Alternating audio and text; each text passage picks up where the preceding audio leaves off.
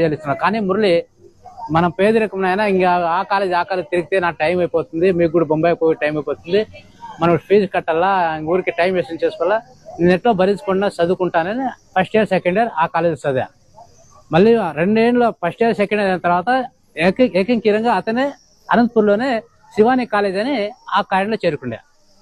ఆ కాలేజ్ చేరుకున్నప్పుడు సార్ తెలిసి ఉండొచ్చు, ఆ ట్రైనింగ్ కానీ, ఎక్సర్సైజ్ కానీ, కరాటే కానీ, క్రికెట్ కానీ, వాలీబాల్ కానీ ఆ శివాని కాలేజ్ పోయిన తర్వాతే అతనికి అంత బాగా ఇంట్రెస్ట్ వచ్చింది.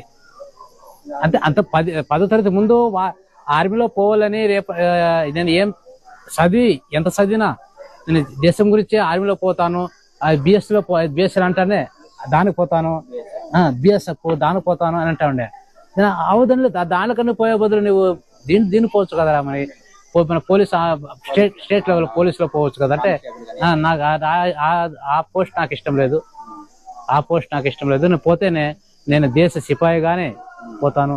కనీసం 1 సంవత్సరం 6 నెలలైనా 1 దినమైనా ఆ సిపాయి వడిది ఆ డ్రెస్ తొడిగి అయినా చనిపోతాను, కానీ మన ఏరియా నా పోస్ట్ అవసరం నాకు ఇష్టం లేదు అని అనేవాడు.